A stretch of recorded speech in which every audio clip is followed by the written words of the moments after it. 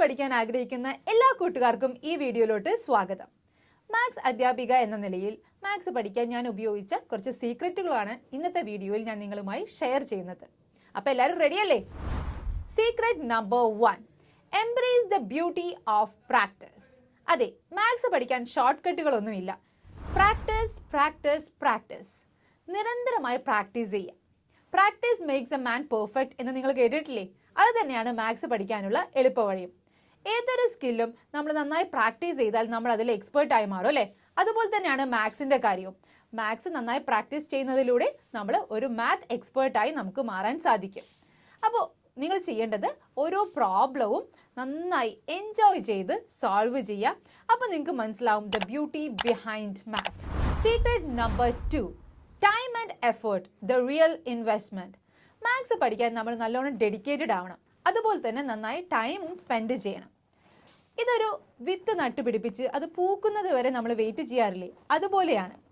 പെട്ടെന്നുണ്ടാവുന്ന ഒരു റിസൾട്ട് അല്ല, പക്ഷെ നമ്മൾ ട്രൈ ചെയ്യാൻ മടിക്കരുത്. നമ്മൾ എടുക്കുന്ന ഓരോ എഫേർട്ടും നമ്മൾ എടുക്കുന്ന ഓരോ സ്റ്റെപ്പും നമ്മളെ മാത്സിലേക്ക് കൂടുതൽ അടുപ്പിക്കും. It will help you to unlock the mysteries of math. Secret number 3, the power of exposure. എൻ്റെ മകൻ അയാന് മാത്സിനോടും കോഡിങ്ങിനോടൊക്കെ വളരെ ഇഷ്ടമാണ്.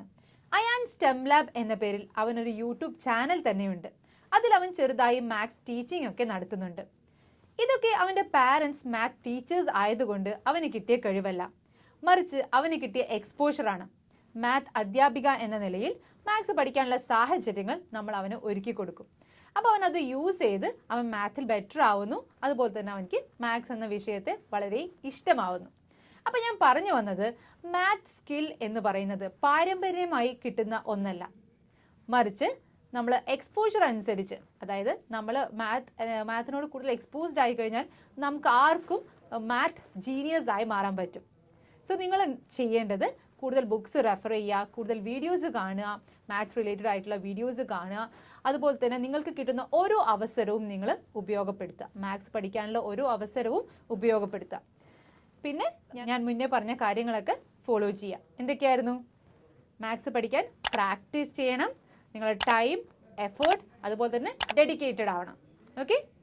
Secret number 4, grasp the concept, not the answers. Formula പഠിക്കുക എന്നത് മാത്സ് പഠിക്കാനുള്ള ഒരു മെത്തേഡ് അല്ല, മറിച്ച് മാത്തിലെ ഓരോ കോൺസെപ്റ്റും നമ്മൾ ക്ലിയർ ആയി മനസ്സിലാക്കിയിരിക്കണം. മാത്സ് പഠിക്കുമ്പോൾ വൈ എന്ന് നമ്മളോട് തന്നെ ചോദിച്ച് അതിന് ഉത്തരം കണ്ടെത്തണം. സോ ഇങ്ങനെ മാത്സിലെ ഓരോ കോൺസെപ്റ്റുകൾ ക്ലിയർ ആയി കഴിഞ്ഞാൽ നമുക്ക് വിവിധ സാഹചര്യങ്ങൾ, ഡിഫറെൻറ്റ് സിറ്റുവേഷൻസിൽ ആ ഒരു കോൺസെപ്റ്റുകളൊക്കെ നമുക്ക് ക്രിയേറ്റീവായിട്ട് അപ്ലൈ ചെയ്യാൻ പറ്റും. അപ്പോൾ നമ്മൾ we will fall in love with math. Math എന്ന വിഷയത്തെ നമുക്ക് പ്രണയിക്കാൻ സാധിക്കും. Secret number 5, be curious, explore and ask questions. Maths പഠിക്കുന്ന കാര്യത്തിൽ നമ്മൾ എപ്പോഴും ക്യൂരിയസ് ആയിരിക്കണം.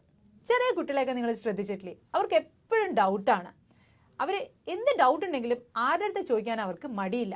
അതുപോലെ ആയിരിക്കണം നമ്മൾ മാത്സിൻ്റെ കാര്യത്തിൽ. നമുക്കൊരു ഡൗട്ട് ഉണ്ടായാൽ ഉടനെ തന്നെ അത് ചോദിച്ച് ക്ലിയർ ചെയ്യാം. ഇപ്പോൾ മാത്സ് ക്ലാസ്സിൽ നിങ്ങൾക്കൊരു ഡൗട്ട് ഉണ്ടായെന്നിരിക്കാം, നിങ്ങളത് ഉടനെ തന്നെ ടീച്ചറെ അടുത്ത് ചോദിച്ച് ക്ലിയർ ആക്കുക. ഇനി നിങ്ങൾ ക്ലിയർ ചെയ്തില്ലെങ്കിൽ എന്താ സംഭവിക്കുക? നിങ്ങളുടെ ആ ഡൗട്ട് നിങ്ങളുടെ തലയിൽ എപ്പോഴും ഉണ്ടാവും.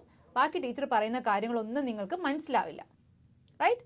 സോ നിങ്ങൾക്ക് എന്താവും? ആ ഒരു ദിവസത്തെ കോൺസെപ്റ്റ് ഒന്നും കിട്ടിയിട്ടുണ്ടാവില്ല. പിന്നെ മാത്സ് നിങ്ങൾക്ക് ഭയങ്കര ഹെവി ആയിട്ട് മാറും. സോ നിങ്ങൾ ചെയ്യേണ്ടത്, നിങ്ങൾക്ക് എന്ത് ഡൗട്ട് വരുന്നുണ്ടെങ്കിലും എത്ര സില്ലി ആണെങ്കിലും അത് ചോദിച്ച് ക്ലിയർ ചെയ്യാം. Okay. Secret number 6, celebrate every achievement. ചെറുതോ വലുതോ ആയ എന്തൊരു അച്ചീവ്മെൻറ്റും സെലിബ്രേറ്റ് ചെയ്യാം.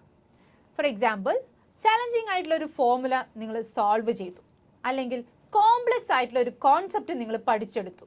എന്തുമാവട്ടെ, അതൊക്കെ സെലിബ്രേറ്റ് ചെയ്യുക, അതിലൊക്കെ ഹാപ്പിനെസ് കണ്ടെത്തുക. അത് നിങ്ങളെ കൂടുതൽ വിജയത്തിലേക്ക് എത്തിക്കട്ടെ. Thank you everyone. So ഈ ഒരു വീഡിയോ എല്ലാവർക്കും ഹെൽപ്ഫുൾ ആയെന്ന് വിചാരിക്കുന്നു. നിങ്ങൾ നിങ്ങളുടെ ഫ്രണ്ട്സിന് കൂടെ ഷെയർ ചെയ്ത് കൊടുക്കുക. എനിക്കും അയാനിക്കും മാത്സ് ഇഷ്ടപ്പെടാൻ സാധിച്ചുവെങ്കിൽ നിങ്ങൾക്കും മാത്സ് ഇഷ്ടപ്പെടാൻ സാധിക്കും. സോ നമുക്ക് അടുത്ത ഒരു വീഡിയോയിൽ കൂടുതൽ ടിപ്സുമായിട്ട് കാണാം. Till then bye.